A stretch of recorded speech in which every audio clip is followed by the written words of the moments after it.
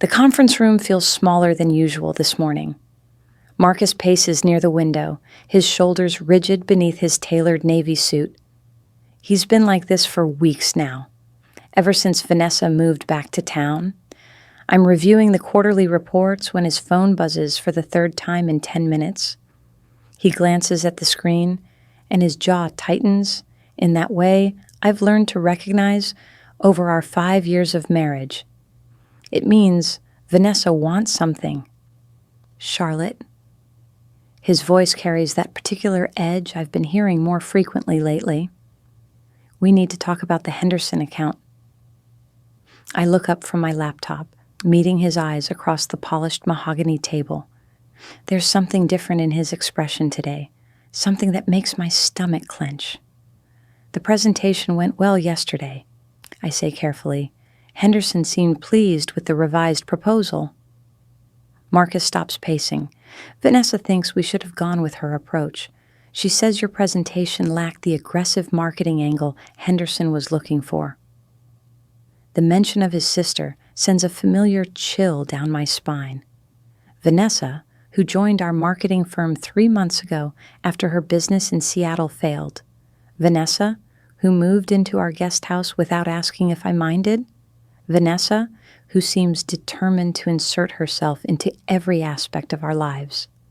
Henderson specifically asked for a conservative approach in the initial consultation, I remind him. I have his email if you'd like to review it. Marcus waves his hand dismissively. The point is, you didn't consult with Vanessa. She's family, Charlotte. She deserves to be included. I close my laptop slowly. I'm the senior marketing director. The Henderson account is my responsibility. And I'm the managing partner. His voice hardens, which means I decide who handles what. The words hang between us. My phone vibrates. A text from Vanessa. Told you she'd be difficult. She always knows. It's like she has sensors throughout the building, monitoring every moment she can exploit. What do you want me to do, Marcus?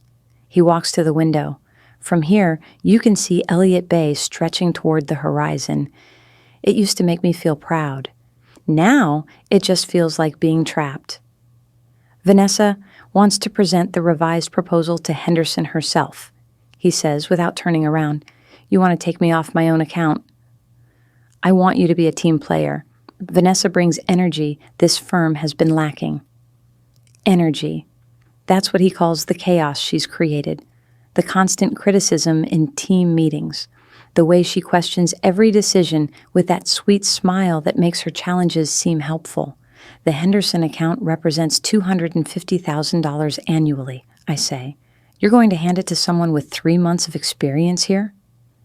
Just because her last venture didn't work out doesn't mean she's incompetent. I want to point out that her last venture failed because she alienated every major client, but I've learned defending myself only makes things worse. Fine. I stand up, gathering my laptop and files. If that's your decision as managing partner, I'll brief Vanessa on the account details. Something flickers across Marcus's face. Surprise, maybe, or disappointment that I'm not fighting back. He expected an argument. Vanessa probably predicted I'd make a scene, and he's been prepared to use it as evidence of my unprofessional behavior. Good, he says after a moment. I'm glad you're being reasonable about this. Reasonable. The word tastes like ash in my mouth. I've been reasonable for 3 months, while Vanessa systematically undermined every project I've touched. I've been reasonable while she moved into our home and treated me like an unwelcome guest in my own house. I've been reasonable while Marcus slowly transformed from the man I married into someone I barely recognize. As I reach the door, he speaks again. Vanessa wants to have dinner with us tonight. She has some ideas for restructuring the marketing department. Of course she does. I don't turn around. I have plans tonight. Cancel them. It's not a request. This is important, Charlotte, for the firm, for our future. Our future. I wonder if he realizes he means his and Vanessa's future, not mine. I wonder if he's ever noticed how I've become invisible in my own life, a ghost who exists only to be molded into whatever shape Vanessa thinks I should be. I leave the conference room without responding, walking past the open plan office where my colleagues quickly avert their eyes. They heard the raised voices. They've seen the dynamic shifting over the past months, watched Vanessa's ascent and my slow eclipse. Some of them look sympathetic. Most just look relieved it's not happening to them. My office is at the end of the hall, a corner space with windows overlooking both the bay and the city. I fought hard for this office 5 years ago when I first joined the firm as a junior marketing associate. Back then, Marcus was just another senior partner, handsome and charming, and full of plans for growing the business. We started dating 6 months after I was hired, and everyone said it was romantic, like something from a movie. Now I understand that romance in movies usually ends right before the complicated parts begin. I'm organizing files for the Vanessa handoff when my desk phone rings. Internal line. I almost don't answer, but old habits of professionalism die hard. Charlotte Palmer speaking. It's Gerald. The voice of our firm's founder, the man who built this company from nothing 30 years ago. Could you come to my office? I'd like to discuss something. Gerald Harrison rarely calls people directly.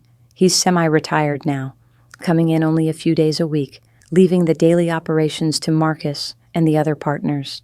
His office is on the top floor, a space that still smells faintly of the pipe tobacco he gave up a decade ago. Of course, I say. When would be convenient? Now, if possible. There's something in his tone that makes me sit up straighter. Gerald has always been kind to me, almost paternal, but he's never been one for casual conversations during business hours. The top floor is quieter than the rest of the building. Gerald's assistant, Patricia, has been with him for 25 years. She gives me a strange look as I approach, something between sympathy and satisfaction. Go right in, she says. He's expecting you. Gerald's office is exactly as I remember. Dark wood, leather chairs, photographs documenting the firm's history. He stands at the window, hands clasped behind his back. Thank you for coming, Charlotte. He doesn't turn around. Please, sit down. I take a chair facing his desk. This isn't about Henderson. If it were, Marcus would be here too. Gerald finally turns. He's 72, white-haired, his face lined with decades of building something from nothing, but his eyes are still sharp. I've been watching the dynamics in this firm carefully over the past few months, he says, settling into his chair, particularly the changes since Vanessa Morrison joined us. The use of her maiden name is deliberate.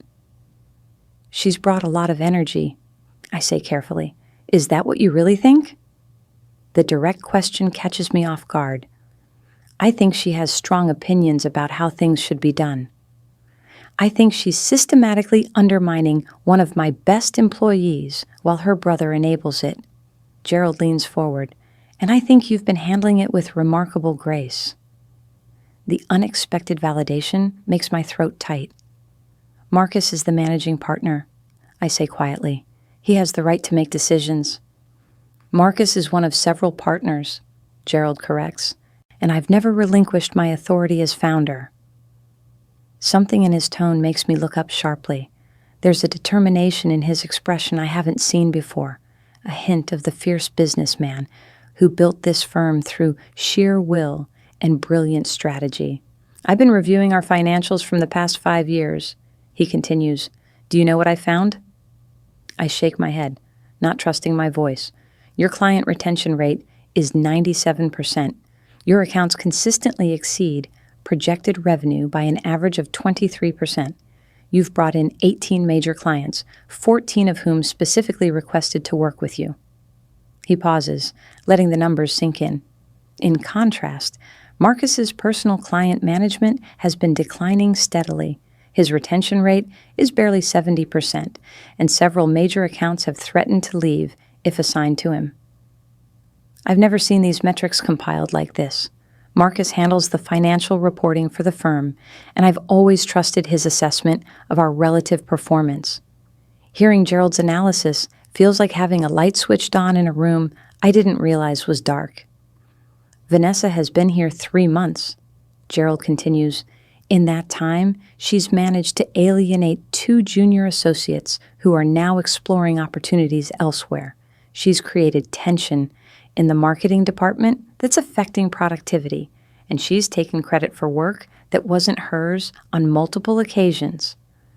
Marcus believes she can help the firm grow, I say, though I'm not sure why I'm defending her. Marcus is in love with the idea of having his sister close by, Gerald says bluntly. Their mother passed away when Vanessa was 16, and Marcus, who was 23 at the time, essentially raised her. He's never been able to see her clearly because he's always viewed her through the lens of that responsibility. The insight into Marcus's psychology is startling. He's mentioned his mother's death, of course, but never in detail, never with the kind of emotional weight that would explain his blind spot regarding his sister. I'm not sure why you're telling me this, I say carefully. Gerald stands, walking to the wall of photographs. He stops at one showing a younger version of himself with a woman I don't recognize, both of them standing in front of a modest storefront. That's my late wife, Eleanor, he says softly. She was the brilliant one in our partnership. I had the vision, but she had the strategic mind that made it all work. When she passed away 15 years ago, I almost let this firm fall apart because I couldn't see clearly anymore. I was so lost in my grief that I made terrible decisions, nearly destroyed everything we'd built together. He turns back to me, and there's moisture in his eyes. My daughter Miranda saved this company. She was working as a junior accountant at the time, and she had the courage to tell me I was destroying our legacy. She helped me see what I couldn't see myself. He pauses. You remind me of her, Charlotte. That same quiet strength, that ability to keep moving forward even when everything around you is falling apart. I don't know what to say. Miranda Harrison is a legend in our industry, a woman who transformed her family's firm before leaving to start her own venture capital company. There are things I need to tell you, Gerald says, returning to his desk, things I've discovered about the firm's structure and ownership that Marcus doesn't fully understand. Over the next hour, Gerald explains something I never knew. When he semi-retired 5 years ago, he restructured the firm's ownership in a way that gave Marcus management authority, but retained ultimate control in a trust that would pass to the person who best exemplified the firm's values and vision. That determination would be made by Gerald with input from senior employees and an independent board. I've been conducting confidential reviews over the past 6 months, he says, interviewing staff, analyzing performance metrics, evaluating leadership qualities. The results were clear even before Vanessa arrived, but her presence has crystallized everything. My hands are shaking slightly. I grip the arms of my chair, trying to process what I'm hearing. Marcus has become complacent, Gerald continues. He's relied too heavily on your work without acknowledging your contributions. He's made decisions based on personal relationships rather than business merit. And he's created an environment where talented people like yourself are undervalued and undermined. What are you saying? I ask, though I think I already know. I'm saying that I've decided to accelerate my succession plans. Effective immediately, I'm resuming active management of the firm while I implement a restructuring that will address these issues. He looks at me directly. And I'm saying that you have a choice to make, Charlotte. You can continue as you have been, accepting whatever role Marcus and his sister decide to grant you, or you can take control of your own future. The weight of his words settles over me like a blanket. I think of the conference room this morning, Marcus's dismissive tone, Vanessa's predatory smile. I think of 5 years of building something meaningful, only to watch it slowly dismantled by someone who's been here 3 months. I need to think, I say finally. Gerald nods. Of course. But Charlotte, understand something. The decisions you make in the next few days will determine not just your career, but the entire future of this firm. Marcus doesn't know it yet, but he's at a crossroads. The path he's on leads to this company's destruction. Someone needs to show him a different way. I leave Gerald's office in a daze, my mind spinning with possibilities and implications. The elevator ride down feels longer than usual, giving me too much time to think about everything I've just learned. When I return to my floor, Vanessa is standing outside my office, her perfectly manicured hand on my doorknob. She's wearing a white silk blouse and black pencil skirt that probably cost more than my entire wardrobe, her dark hair styled in waves that make her look like she stepped out of a fashion magazine. "There you are," she says with that bright smile that never reaches her eyes. "Marcus said you'd be briefing me on Henderson. I thought we could start now." I look at her, really look at her, perhaps for the first time since she arrived. I see the calculation behind her beauty, the careful positioning of every gesture and expression. She's playing a game, and she thinks she's already won. "Actually," I say slowly, "I need to handle something first. Can we schedule for tomorrow morning?" Her smile tightens, almost imperceptibly. Marcus said this was a priority. "And Gerald just asked me to take care of something for him personally," I reply, keeping my voice pleasant. I'm sure Marcus will understand that the founder's requests take precedence. It's a small victory, asserting my own authority, but I see the flash of irritation in her eyes before she masks it. She's not used to people pushing back, especially not me, the quiet wife who spent 3 months bending over backward to accommodate her. "Fine," she says tersely. "Tomorrow morning, 9 o'clock. Don't be late." She walks away, her heels clicking sharply against the tile floor. I watch her go, wondering how I never noticed before how much she walks like someone who expects the world to rearrange itself around her. My phone buzzes. A text from Marcus. "Dinner at 7. Vanessa is making reservations at Canlis. Dress nicely." Canlis? One of Seattle's most expensive restaurants, the kind of place where reservations are made weeks in advance. Vanessa must have planned this dinner before the conversation this morning, before Marcus told me about taking away my account. This was always going to happen, regardless of how I responded. I text back a single word, "Okay." The rest of the afternoon passes in a blur of routine tasks that feel suddenly meaningless. I answer emails, review campaign proposals, attend a meeting about social media strategy. Everyone treats me normally, professionally, as if nothing has changed. But I can feel the difference inside myself. A subtle shift in perspective that makes everything look slightly different. At 6:30, I pack my briefcase and head home. Marcus and I live in a renovated Victorian in Capitol Hill, a neighborhood that's equal parts historic charm and modern gentrification. The house was my choice, bought with money I'd saved from my first few years at the firm before Marcus and I got married. He'd wanted something sleek and contemporary in Belltown, but I'd fallen in love with the high ceilings and original hardwood floors. The guest house where Vanessa lives sits behind our main house, connected by a stone path through what used to be my garden.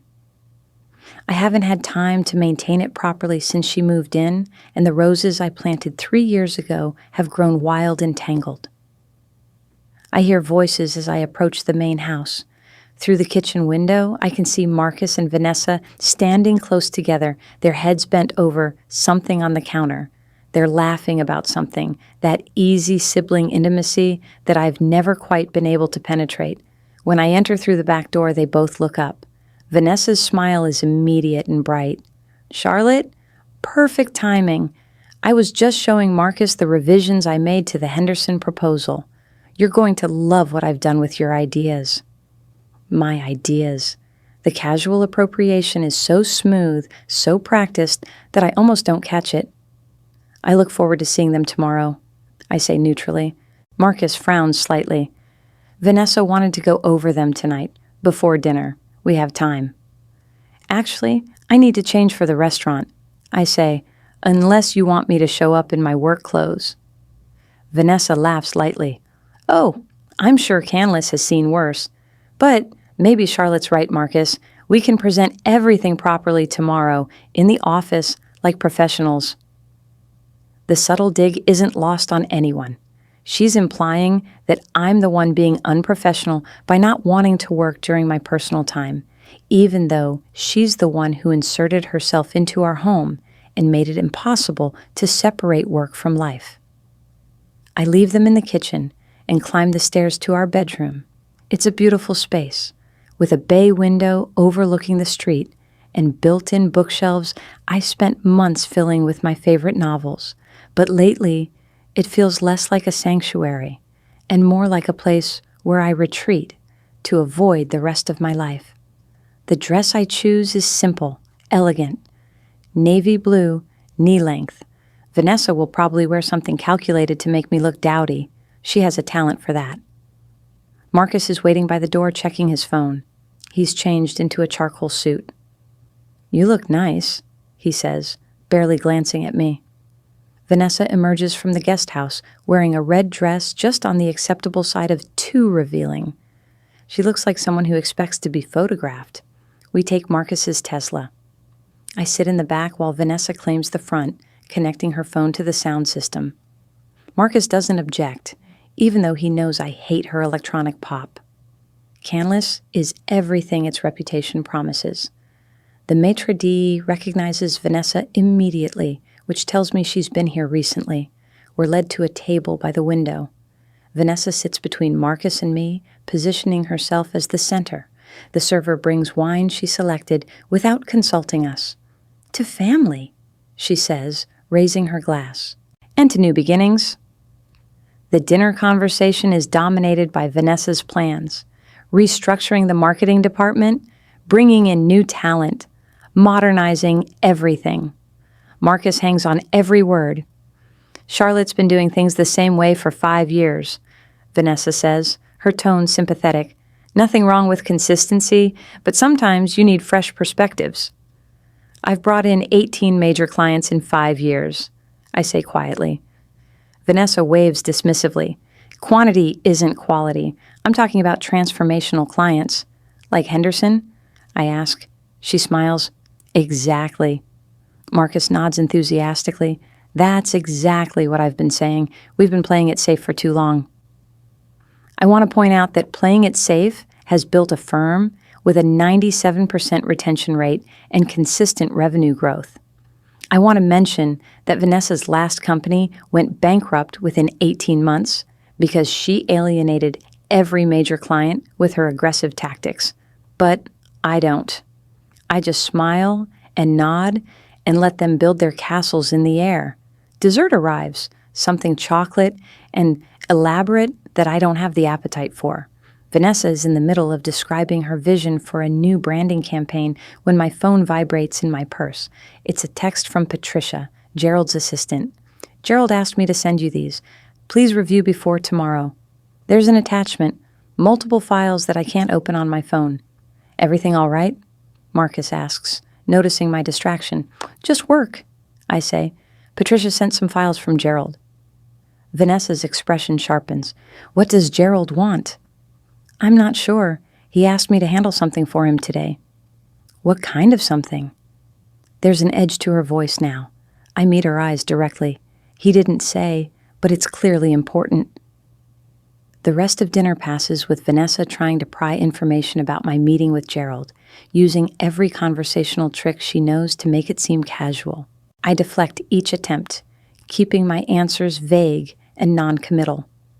By the time we return home, it's nearly 11. Marcus heads directly to his home office, saying he needs to review some contracts. Vanessa lingers in our hallway, clearly hoping for an invitation to stay and talk.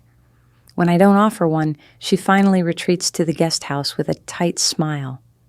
Alone in my bedroom, I open my laptop and download the files Patricia sent. What I find makes my breath catch in my throat. Financial records, partnership agreements, board meeting minutes, everything Gerald mentioned and more, all carefully documented and organized. But there's something else too, something he didn't mention during our meeting. A letter dated 3 weeks ago, signed by 8 of the firm's 12 senior employees. It's addressed to Gerald and marked confidential. We write to express our concern about the current management direction of Harrison Marketing.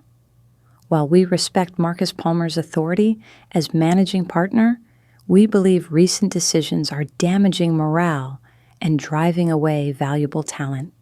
Specifically, the unchecked influence of Vanessa Morrison has created a hostile work environment characterized by favoritism, credit theft, and systematic undermining of established employees. We recognize that this situation is complicated by family relationships. However, we feel compelled to document these concerns before more damage is done. Several employees are actively seeking positions elsewhere. Client relationships are being strained. The culture that made this firm successful is eroding rapidly. We respectfully request that you address this situation before we lose key personnel and clients. We have confidence in your judgment and trust you will take appropriate action. The letter is signed by people I work with every day, my colleagues, people who've been too uncomfortable to say anything directly to me, but who clearly see what's happening. I'm still staring at the letter when my bedroom door opens. Marcus enters, his tie already loosened, looking exhausted. "What are you working on?" he asks, dropping into the chair by my dresser. "Just reviewing some materials Gerald sent over." He frowns. What does he want? He never asks for specific reports. "I'm not sure yet," I say carefully. "I need to analyze everything first." Marcus is quiet for a long moment. When he speaks again, his voice is different, softer, almost like the man I married. "Are you mad at me, Charlotte? About Henderson?" The question catches me off guard. I set my laptop aside, looking at him fully for the first time this evening. "What do you think?" He sighs, running his hand through his hair. "I know Vanessa can be intense, but she's brilliant, Charlotte. She's got insights that could really transform how we do business." "She also has a pattern of burning bridges," I say quietly. "You know what happened with her firm in Seattle." "That was different." His defensiveness is immediate. She had a bad business partner who undermined her. I've heard this story before, Vanessa's version of events, where she's always the victim of others' incompetence or jealousy. But I've also done my own research, talked to people who worked with her. The truth is considerably different from the narrative she's constructed. "Marcus," I say carefully, "what do you really want from this firm, from our life?" He looks surprised by the question. "I want us to succeed, to grow, to build something meaningful." "Do you think we're succeeding now?" "Of course. We're more profitable than ever." "Are we?" I pull up one of Gerald's spreadsheets. "Look at these numbers. Client retention is down. Employee satisfaction has dropped 20 points in 3 months. 3 junior associates have submitted resignation letters in the past 2 weeks. Marcus frowns at the screen. "Where did you get this?" "Gerald. He's been tracking everything." Something flickers across Marcus's face. Concern, maybe, or fear. He knows Gerald's opinion matters, that the founder still holds considerable power in how the firm is run. "What does he want you to do with this information?" Marcus asks slowly. "He wants me to understand what's really happening, what Vanessa's presence is costing us." Marcus stands abruptly. "This is exactly what I'm talking about. You can't separate business from personal feelings. You've never liked Vanessa, and now you're using Gerald to undermine her." The accusation stings, partly because it's so completely backwards. I've spent 3 months trying to coexist peacefully with his sister while she systematically dismantles everything I've built. But pointing that out will only make him more defensive. "I'm just looking at the data," I say quietly. "You taught me that numbers don't lie." He moves toward the door, then pauses. The dinner tomorrow night with Vanessa, she wants to discuss her ideas for restructuring the marketing department. I need you to be supportive. "Restructuring how?" She thinks we should create a senior marketing director position, someone who oversees all the major accounts and coordinates the team's efforts. My stomach drops. That's my current role. No, you're a senior marketing director. This would be the senior marketing director, a position with broader authority. And Vanessa would fill this role. Marcus doesn't answer, which is answer enough. When were you planning to tell me about this? I ask, my voice remarkably steady. We're telling you now, tomorrow night.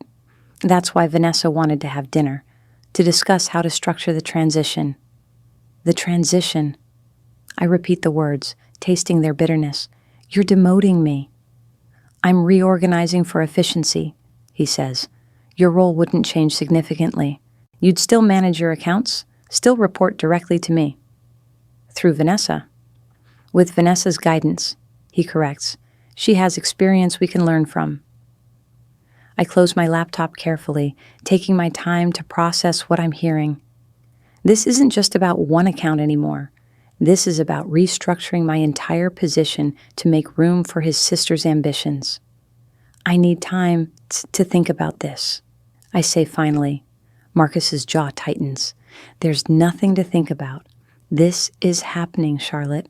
I'm making this decision as managing partner. And if I disagree, then you'll need to decide if you want to continue working at this firm. The threat hangs in the air between us. He's never spoken to me like this before, never made our professional relationship contingent on my obedience to decisions I have no say in. I see, I say quietly. He stands there a moment longer, perhaps expecting me to argue or plead. When I don't, he leaves, closing the door harder than necessary. I sit in the darkened room, my laptop glowing softly beside me, and make a decision. Tomorrow morning I'll go back to Gerald's office. I'll tell him I'm ready to hear whatever else he needs to say. And I'll start taking control of my own future. The morning arrives, gray and drizzling, typical Seattle weather that matches my mood. I'm up earlier than usual, having barely slept. Marcus's side of the bed is still made, which means he spent the night in his office again, something he's been doing more frequently lately. I dress carefully in a charcoal suit that's both professional and authoritative. Not defensive, not trying to prove anything, just quietly confident. The woman in the mirror looks tired but determined. The house is silent as I move through it. No sign of Marcus or Vanessa, though her car is parked behind the guest house.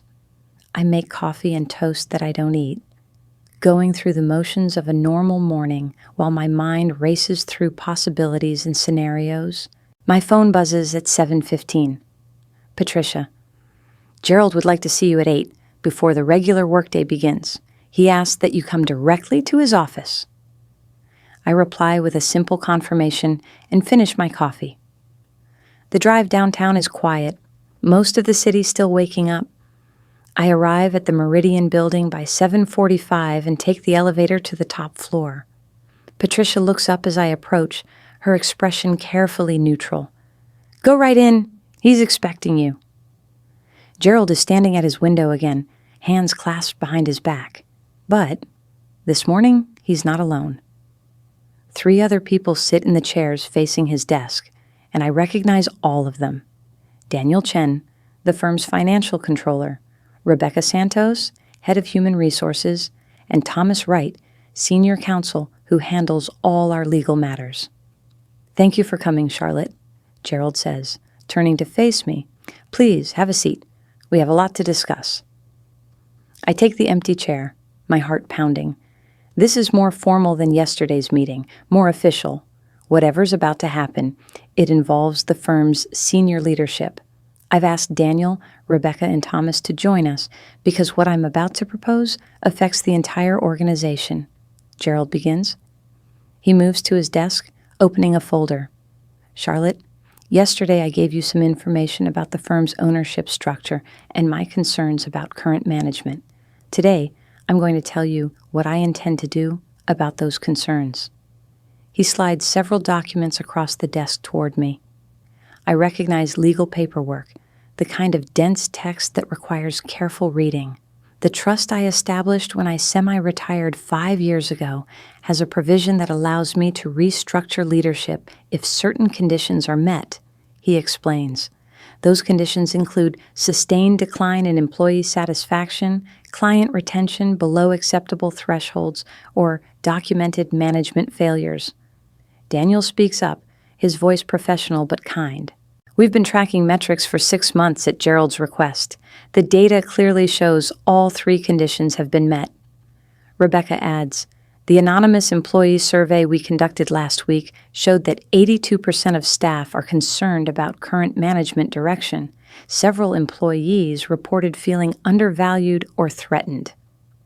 Thomas, who's been reviewing his own documents, looks up.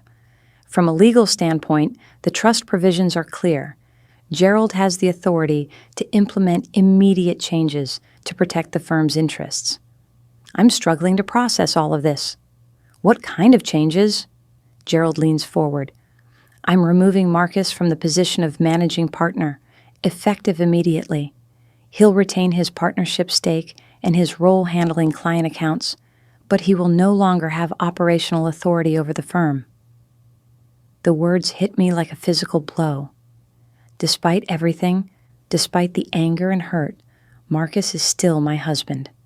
The thought of him being demoted, of the humiliation he'll face, makes my chest tight. And Vanessa? I hear myself ask. Vanessa's contract is being terminated, effective today. She'll receive 2 months severance and excellent references for work performed, but her employment here is ending. Rebecca's voice is matter of fact, but there's an undertone of satisfaction. The question, Gerald continues, is who takes over operational leadership? The firm needs someone with proven client relationship skills, someone who understands our culture and values, someone who has the respect of the staff and the vision to guide us forward. He's looking at me as he says this, and suddenly I understand why I'm here, why all of them are here. You want me to be managing partner, I say slowly. I want you to consider it, Gerald corrects. This isn't a decision to make lightly. You'd be assuming significant responsibility, stepping into a role that will require difficult decisions and potentially damage personal relationships. Your marriage will be tested in ways you can't predict. Daniel adds, you'd have full authority over operations, client assignments, personnel decisions. You'd report only to Gerald and the board of directors. What about Marcus? The question feels necessary, even though I'm not sure I want the answer. Marcus will report to you, Thomas says. That's not negotiable. The firm's structure requires clear hierarchy and accountability. I think about what this means. My husband, who woke up yesterday as managing partner, would go to work today and find himself reporting to his wife. The woman he spent 3 months systematically undermining. The person he threatened last night with firing if I didn't comply with his restructuring plans. He'll hate me, I say quietly. Possibly, Gerald admits. But Charlotte, this isn't about your marriage. This is about the firm's survival. In the 6 months since I started tracking these metrics closely, we've lost 3 major clients, 5 talented employees, and significant market reputation. Another 6 months of current management, and we'll be facing serious financial problems. He opens another folder, this one containing financial projections. These numbers show what happens if we continue on our current path.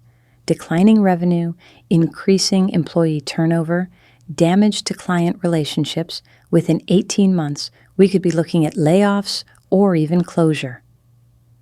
The numbers are stark, undeniable.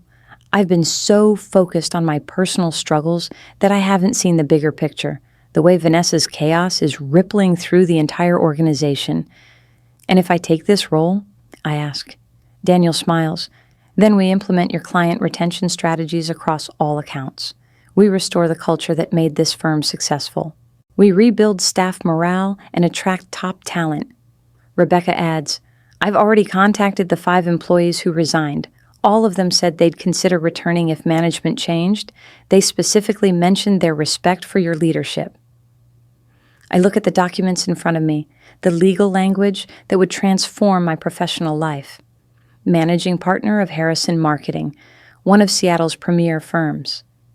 It's a position I never imagined holding, a responsibility that both excites and terrifies me. What happens when Marcus arrives this morning? I ask. Gerald checks his watch. Thomas will be meeting with him in approximately 30 minutes to inform him of the changes. Vanessa will be called in immediately afterward. We're handling this as professionally and respectfully as possible, but there's no way to make it easy. He'll think I orchestrated this, I say. He'll believe I went behind his back to steal his position. Let him think what he wants, Thomas says, not unkindly. The facts speak for themselves. This decision is based on objective metrics and the firm's best interests, not personal politics. I stand, walking to the window where Gerald had stood yesterday. The city spreads out below. Thousands of people starting their workday, pursuing their ambitions, navigating their own complicated relationships between personal and professional life. I need to be clear about something, I say, not turning around. If I accept this role, I can't be soft on Marcus just because he's my husband. I'll have to hold him accountable the same way I'd hold any partner accountable. We wouldn't expect anything less, Gerald says. And Vanessa, she can't have any role here, ever, even if Marcus pushes for her to return. Already documented in the termination agreement, Rebecca confirms. She's agreeing to a non-compete clause that prevents her from working with any of our clients or employees for 2 years. I turn back to face them. 4 people who've built their careers on this firm, who've watched it slowly fracture under incompetent management, who've put their faith in me to fix what's broken. I'll need time to think, I start to say, but Gerald interrupts. We don't have time. Marcus will be here in 20 minutes. I need an answer now. The pressure of the moment threatens to overwhelm me. This isn't how major life decisions are supposed to be made, in rushed morning meetings without time to process or plan or consider all the implications. But then, I remember the letter from my colleagues. Their quiet desperation. I remember the clients I've built relationships with over 5 years, people who trusted me with their businesses. I remember Gerald's words about his daughter Miranda, about having the courage to do what's necessary even when it's hard. Okay, I hear myself say. Yes, I'll do it. Gerald's smile is immediate and genuine. Excellent. Thomas, start the paperwork. Rebecca, coordinate with HR on the announcements. Daniel, prepare the financial transition documents. They move with practiced efficiency, pulling out forms and making phone calls. Within minutes, I'm signing documents that transfer operational authority to me, establishing my new role, restructuring the firm's leadership. It feels surreal, like watching someone else's life unfold. But with each signature, I feel something shifting inside me.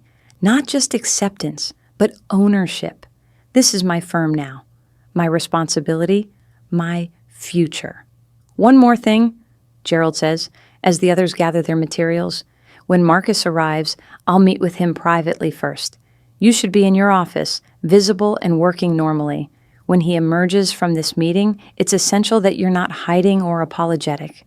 You're the managing partner now. Act like it. The words are both encouraging and terrifying. I nod, gathering the copies of all the documents I've signed. As I leave Gerald's office, Patricia hands me a new key card. This gives you access to all secure areas, she says quietly, including the executive files Marcus has been keeping locked. The implication is clear. Whatever Marcus has been hiding, I now have the authority to discover it. I take the elevator down to my floor, my mind spinning. In less than an hour, I've gone from junior partner to managing partner. In less than an hour, my husband's career trajectory has been completely reversed. In less than an hour, everything has changed. My office looks the same as I left it yesterday, but it feels different now. I sit at my desk and boot up my computer. pulling up the files I'll need to review first. Client accounts, employee records, partnership agreements. Everything I need to understand the full scope of what I've just taken on. At 8:23, I hear raised voices from the direction of Gerald's office. Marcus, he knows.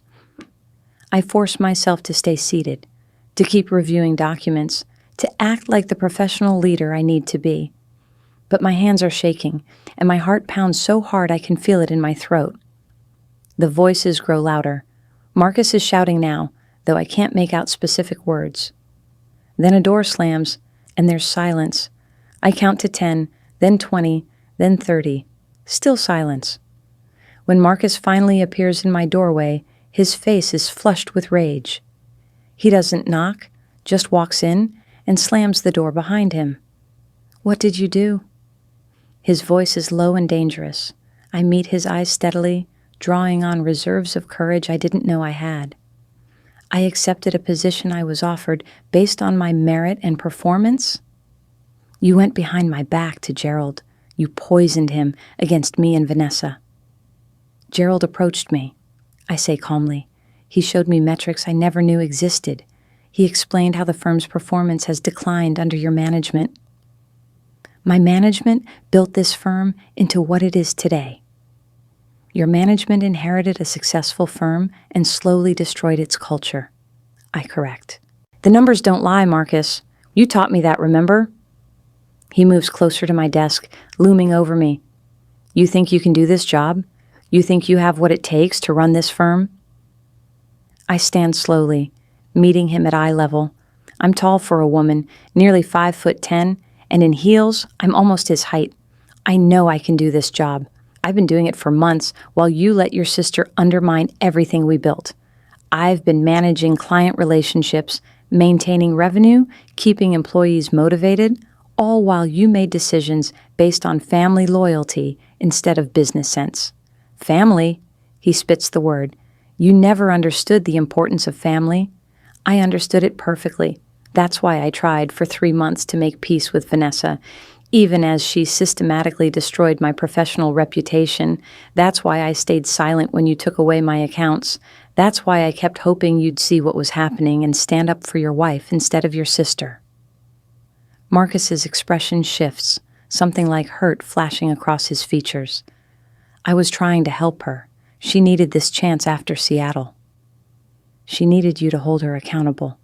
I say more gently, she needed you to be a brother who loves her enough to tell her hard truths. Instead, you enabled her to repeat the same patterns that destroyed her last company. Where is she? He asked suddenly. What happened to Vanessa? Her employment was terminated this morning. She's receiving generous severance and positive references. You fired my sister. His voice is hollow. I didn't fire anyone. I wasn't managing partner when that decision was made. But yes, her contract has been terminated, effective immediately. He sinks into the chair facing my desk, his anger deflating into something that looks like shock. This can't be happening. I sit back down, leaving the desk between us as a physical barrier. Marcus, this firm was dying. Gerald saw it. The employees saw it. The only people who didn't see it were you and Vanessa. What happens now? He asked quietly. Now we figure out how to move forward. You're still a partner. You still have your client accounts and your equity stake, but you report to me for operational decisions. He looks up, and there's something broken in his expression. How am I supposed to walk into that office every day and report to my wife? The same way I walked in every day and reported to my husband while he systematically undermined me, I say, with professionalism and commitment to the work. He stands abruptly. I need time to process this. Take the rest of the day, I say. But Marcus, tomorrow morning we have a staff meeting. I'll be announcing the restructuring. I need you there, supporting this transition, showing the team that we're united in moving forward. United? He laughs bitterly. Is that what we are now? I don't answer because I don't know. Our marriage was already fractured before this morning. This might be the final break, or it might force us to finally address problems we've been avoiding for months. He leaves without another word, and I hear his footsteps retreating down the hall. A few minutes later, Vanessa's voice echoes through the corridor, shrill and angry. She's just been told about her termination. I should feel triumphant. I should feel vindicated after 3 months of systematic undermining and casual cruelty. Instead, I just feel tired and sad that it came to this. Rebecca appears in my doorway. The staff meeting is scheduled for 9 tomorrow morning. Gerald thought you should have today to review files and prepare. Is there anything you need? Yes, I say. I need access to Marcus's executive files. All of them. She hands me a flash drive. I figured you'd ask. Daniel copied everything this morning, per Gerald's instructions. You'll want to review it all before tomorrow. After she leaves, I plug in the drive and start reading. What I find over the next several hours is both enlightening and disturbing. Marcus has been hiding the extent of the firm's problems, presenting carefully edited financial reports that minimized losses and inflated successes. He's been covering for Vanessa's mistakes, reassigning her failed projects to other team members, and taking credit for their salvage work. But there's something else too. Email correspondence that makes my stomach clench. Messages between Marcus and Vanessa discussing me, planning how to manage Charlotte's reaction to various decisions, strategizing about how to transition her to a less visible role. They've been planning my professional demotion for weeks, maybe months. This morning's confrontation about Henderson wasn't spontaneous. It was part of a coordinated effort to push me out of leadership and replace me with Vanessa. I'm still reading when my office phone rings at 3:30. It's Patricia. Charlotte, there's a situation you should know about. Vanessa has been in the building for the past hour, going office to office trying to convince employees to quit in protest of her firing. I grab my jacket. Where is she now? Last seen heading toward the marketing department. I take the stairs instead of the elevator, moving quickly. When I reach the marketing floor, I find Vanessa surrounded by a small group of junior associates, her voice carrying through the open workspace. They're making a huge mistake, she's saying. Charlotte doesn't have the vision to lead this firm. She's always played it safe, never taken real risks. If you stay here under her management, you'll stagnate. I step into the room, and several heads turn. Vanessa sees me and smiles, not backing down. Speak of the devil, she says brightly. We were just discussing your leadership style, Charlotte, or lack thereof. Vanessa, I say calmly, your employment was terminated this morning. You need to leave the building. I'm having a conversation with my former colleagues, she says, unless you're planning to have security drag me out. I look at the junior associates clustered around her. They're young, ambitious, probably conflicted about the sudden changes.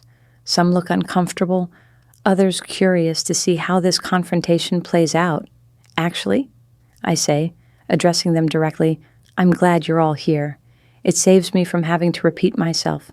As of this morning, I've assumed the role of managing partner. There are going to be significant changes in how this firm operates, starting with a return to the values that made us successful. Merit-based assignments, transparent decision-making, recognition for good work. One of the associates, a young man named Tyler, speaks up. What about the restructuring Vanessa was planning, the new senior director position? That restructuring is canceled, I say firmly. The current organizational structure works well when managed properly. We don't need additional layers of bureaucracy. Vanessa laughs. See, this is exactly what I mean. No vision, no ambition, just maintaining the status quo. I turn to face her directly. Vanessa, I've reviewed your employment file. In 3 months, you've taken credit for work you didn't do, alienated 2 major clients with your aggressive tactics, and created a hostile environment that drove away valuable employees. That's not vision. That's chaos dressed up as innovation. Her smile falters. You don't know what you're talking about. The Henderson account, I continue. You told Marcus your approach would be transformational. Do you want to know what Henderson actually said when I called to check in this morning? I pull out my phone. reading from notes I took during the conversation. He said, and I quote, "If that woman who cornered me at the networking event last week is taking over my account, I'm going elsewhere. She completely misunderstood our brand values and proposed strategies that would alienate our core customer base." The junior associates shift uncomfortably. This is information they haven't heard, reality that contradicts Vanessa's carefully constructed narrative. "One client's opinion," Vanessa says dismissively. "3 clients," I correct. "Henderson, Morrison Group, and Westfield Industries. All 3 specifically requested that you not be involved with their accounts. All 3 threatened to leave if forced to work with you." The room is completely silent now. Vanessa's face is flushed, her composure cracking. "You're just bitter because Marcus chose me over you," she hisses. "He knows I'm more capable, more innovative. You're threatened by someone with actual talent." "I'm not threatened by talent," I say quietly. "I'm protecting this firm from someone who destroys everything she touches, then blames others for the damage." Vanessa looks around at the junior associates, perhaps hoping for support, but they're avoiding her eyes now, the spell of her charisma broken by the confrontation with reality. "This isn't over," she says finally, grabbing her purse. "Marcus won't let you get away with this." "Marcus doesn't have a choice," I reply. "This decision was made by the firm's founder based on objective performance metrics. Nothing you say or do will change that." She leaves, her exit less dramatic than she probably wanted. The clicking of her heels fades down the corridor, and then she's gone. I look at the associates gathered around me. They're watching carefully, evaluating, trying to understand what kind of leader I'll be. "I know change is uncomfortable," I tell them, "and I know some of you were excited about the ideas Vanessa presented, but sustainable growth comes from consistent excellence, not flashy tactics that alienate clients. Over the coming weeks, I'll be meeting with each of you individually to understand your goals and concerns. I want to build a team based on mutual respect and shared commitment to great work."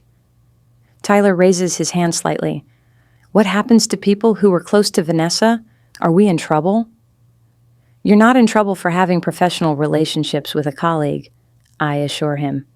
"But going forward, success in this firm will be measured by the quality of your work and your ability to collaborate effectively. That's it.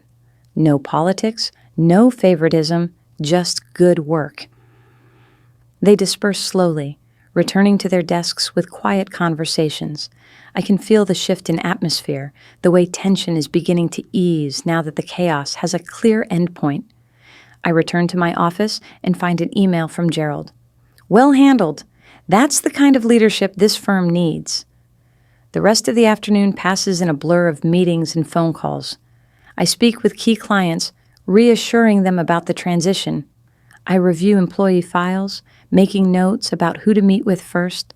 I draft talking points for tomorrow's staff meeting, choosing words carefully to acknowledge the difficulty while projecting confidence about our future. At 6:30, I pack my briefcase and head home. The house is dark when I arrive. Marcus's car gone from the driveway. The guest house is also empty. Vanessa having removed her belongings at some point during the day. I stand in my kitchen, looking around at the home I've lived in for 5 years, and wonder if Marcus will come back tonight, or if he's already moved out. Part of me hopes he has, that this will force the conversation we've been avoiding. Another part dreads the finality of that conversation, the acknowledgement that our marriage might not survive this. My phone rings. Marcus. "I'm at my mother's house," he says without preamble. "I need time to think." "Okay," I say, not sure what else to offer. "Vanessa is here too. She's devastated, Charlotte. You humiliated her in front of the entire marketing department?" "She humiliated herself by trying to stage a walkout," I reply. "I simply provided facts about her performance." "She's family," he says, and I hear the old defensiveness returning. "You could have handled it privately." "She chose to make it public. I responded appropriately." There's a long silence. Then, "I don't know if I can do this. Work for you, Report to my wife. Then resign, I say, surprising myself with the directness. I'm not going to beg you to stay, Marcus. This firm is bigger than our relationship. If you can't handle the new structure, then find a position elsewhere. Just like that? His voice is incredulous. 5 years of marriage, and you'd let me walk away? You've been walking away for 3 months, I say quietly. You just didn't realize it, because you were walking toward Vanessa instead of me. Maybe it's time we both stopped pretending this is working. I hear him breathing on the other end of the line, processing my words. I'll be at the staff meeting tomorrow, he finally says. But after that, we need to talk, really talk, about everything. Agreed, I say. After we hang up, I pour a glass of wine and sit in my empty house, thinking about the strange path that brought me here. 24 hours ago, I was a wife being systematically undermined by her husband and sister-in-law. Today, I'm managing partner of a major marketing firm, facing an uncertain future, but finally in control of my own professional destiny. The question is whether I can save my marriage while leading the firm, or if one necessarily excludes the other. I don't have an answer yet. But for the first time in months, I feel like I'm asking the right questions. The staff meeting begins at 9 sharp. I've arrived early, spent an hour reviewing my notes and preparing myself mentally. Gerald sits in the back of the conference room, a supportive presence, but deliberately not in a position of authority. This is my meeting, my announcement, my leadership to establish. Marcus arrives at 8:55, taking a seat near the middle of the room. He's dressed impeccably, as always, but there are shadows under his eyes that suggest he slept as poorly as I did. He doesn't look at me directly, keeping his gaze fixed on his phone until everyone is assembled. The room fills quickly.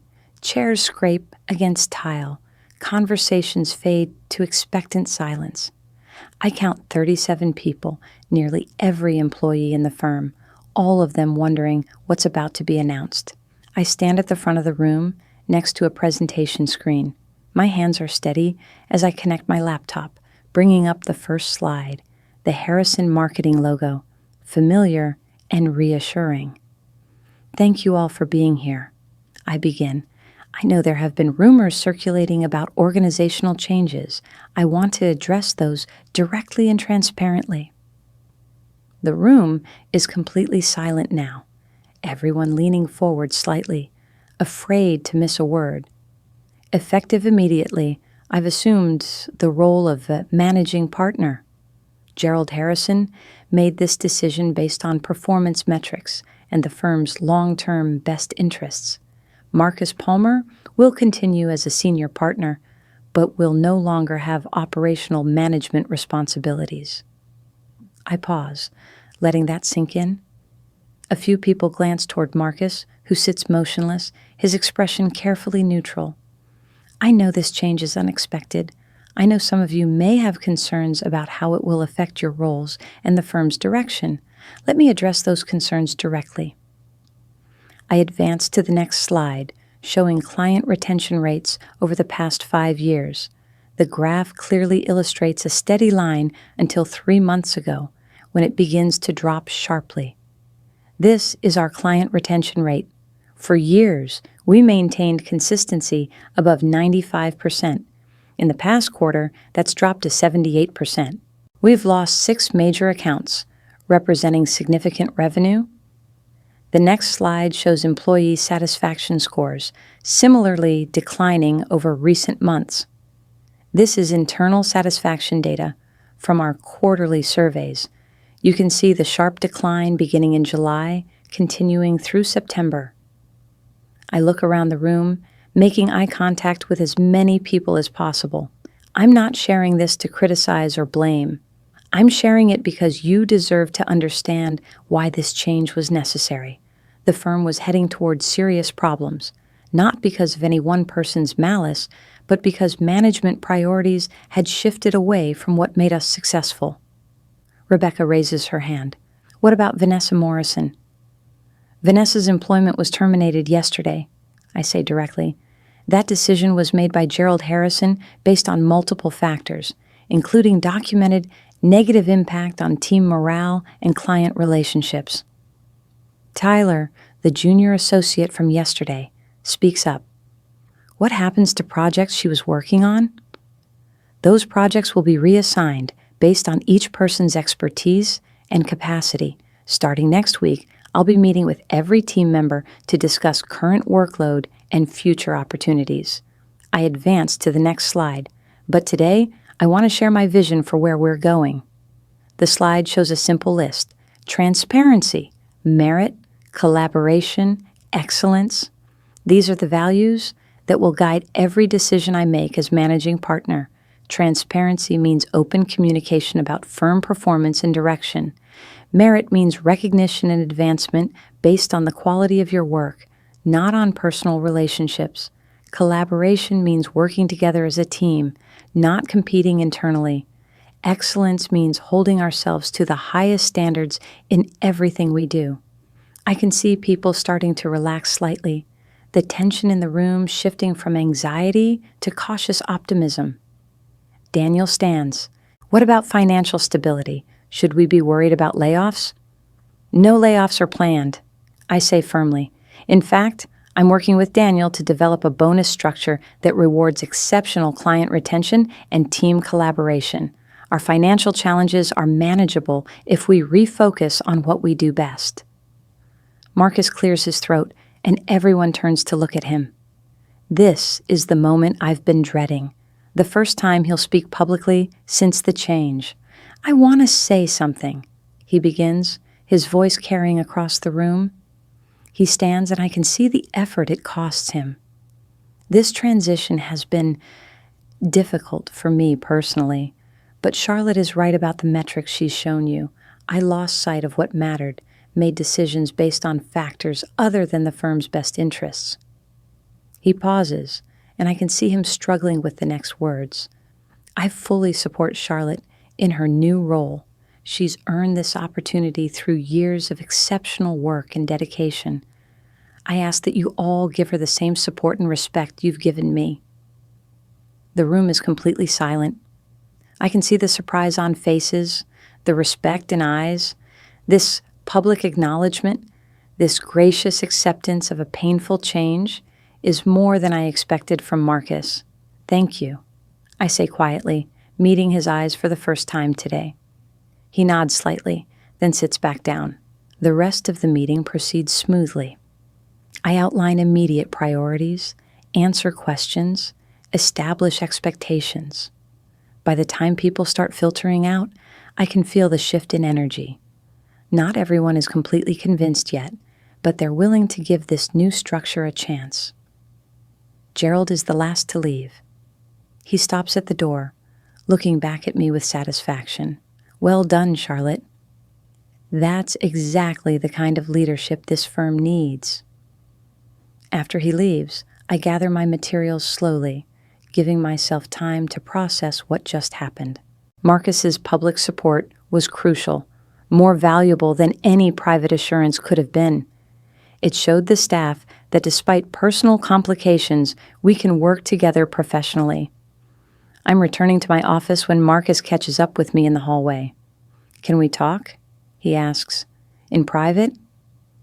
We go to his office, which he still maintains even though his authority has changed.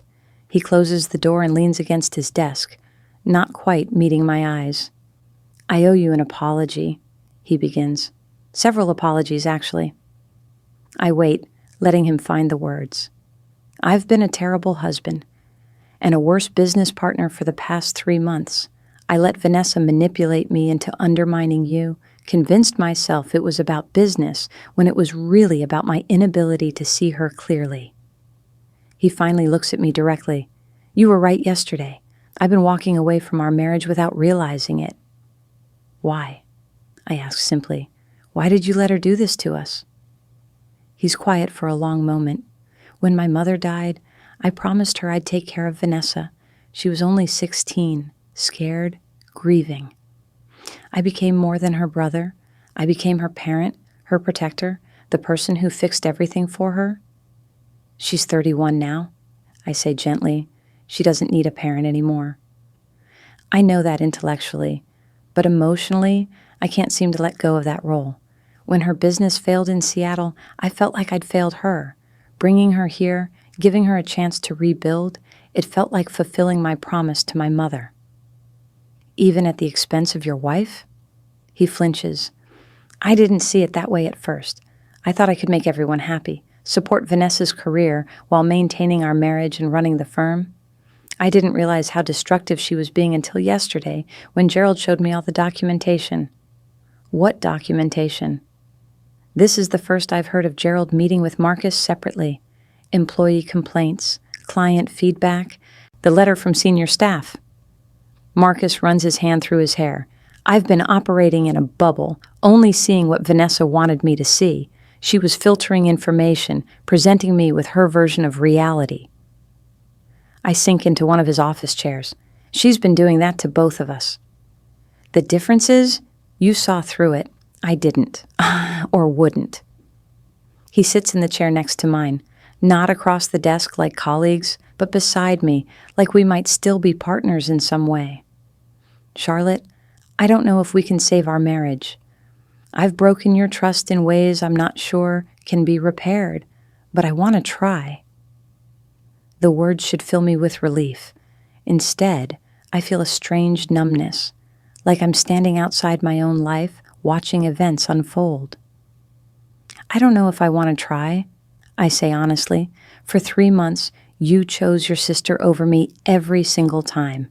You took away my accounts, threatened my job, stood by while she systematically destroyed my professional reputation, and you did it all while sleeping in my bed, eating meals I cooked, pretending we were still partners.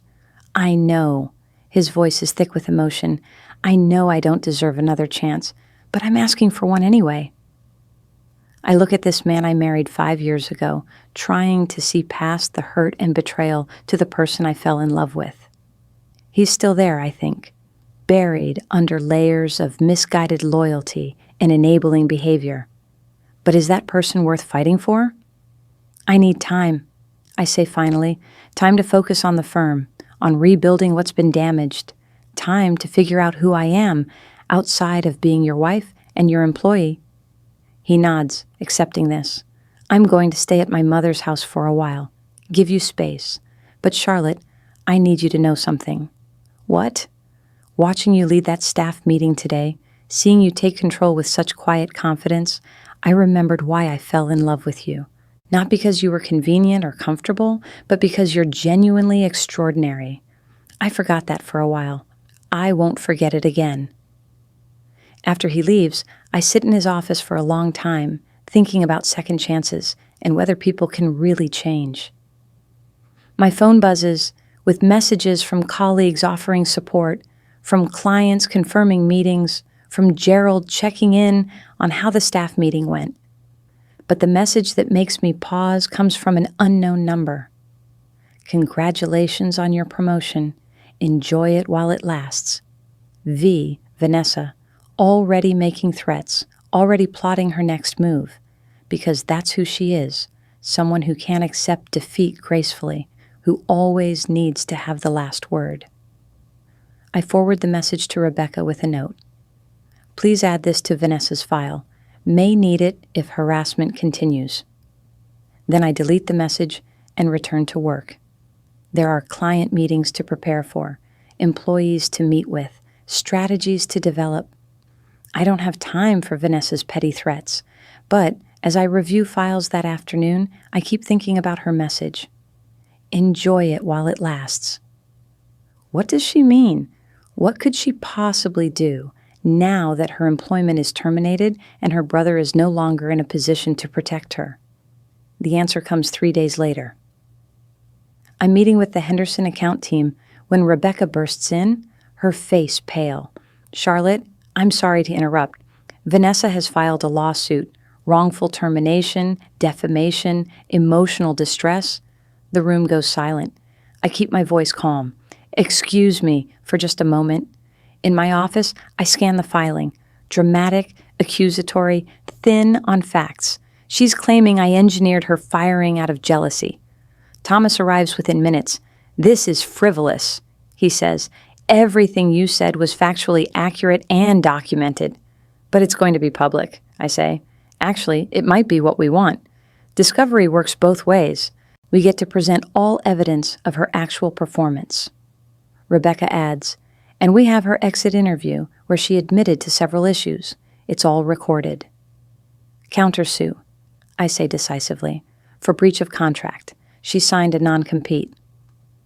Over the following weeks, a pattern emerges.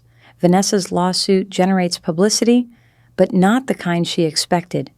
Story after story emerges from former colleagues about her behavior. The narrative she tried to construct falls apart. Meanwhile, I'm learning to be managing partner. Marcus and I maintain professional but distant interactions. He's dating someone from outside the firm, which I learned through office gossip. Surprisingly, it doesn't hurt the way I expected. It feels like confirmation that we're both moving forward. 6 months after I became managing partner, Gerald calls me to his office. "I wanted to show you something," he says, pulling up financial reports. Client retention back above 95%, employee satisfaction climbing steadily, revenue up 18%. "You've exceeded every metric I hoped for," Gerald says. "The firm is thriving." "We still have challenges," I say. "The lawsuit, personnel issues." "The lawsuit will settle," Gerald dismisses. "Charlotte, I want to discuss succession planning. I'm 72. The firm needs to plan for transition." "You mean selling?" "I mean transferring ownership to someone who will preserve its values, someone like you." He's offering to sell me the firm. I don't have that kind of capital. We structure it carefully. You buy over time from profits. I arrange financing. The point is securing the firm's future. What does Marcus think? I haven't told him yet. But between us, I think he'd be relieved. He's good at client relationships, but running operations was never his strength. 3 months later, the papers are signed. I officially own Harrison Marketing. The staff celebration is at a waterfront restaurant. Gerald gives a speech about legacy and trust. When it's my turn, I look around at people who've become more than colleagues. When I started here 5 years ago, I never imagined I'd end up here. The journey hasn't been easy, but challenges reveal character. The applause is genuine. These people chose to stay, and that means everything. Later, Marcus approaches as I'm leaving. "Can I walk you to your car?" We step out into the cool night. "I've been thinking about us," Marcus says. "I was so focused on Vanessa that I never appreciated what I had in you." "Why tell me now?" "Because I want you to know I understand what I lost. Not the firm, not the position. You. Marcus, I'm not the person you married anymore. These months have changed me." "I know, and I'm not asking for another chance, just asking to be your friend." I look at this man I spent 5 years married to. We've both changed, hopefully both grown. "Friends," I agree. "I think we can do that." As I drive home, I think about the strange path that brought me here. The crisis that felt like the end was actually the beginning. Being fired by my husband, being undermined by his sister, all of it forced me to find strength I didn't know I had. That moment months ago, when Marcus told me I was fired unless I apologized, how I left in silence, uncertain and afraid, how everything changed when Gerald told Marcus his position now belonged to his wife. It wasn't magic. It was years of excellent work, documented results, relationships built on trust. It was Gerald seeing what Marcus couldn't, that leadership isn't about authority, but about vision and bringing out the best in others. And it was my own choice to say yes when I was terrified, to take the risk, to believe I could do something I'd never done before. As I pull into my driveway, I see the house differently now. Not a place I'm hiding in, just comfortable and familiar, but not what defines me. What defines me is what I do, how I treat people, the legacy I'm building one decision at a time. Tomorrow, I'll face whatever challenges come. But tonight, I exist in this moment, successful and strong, and finally at peace with who I've become.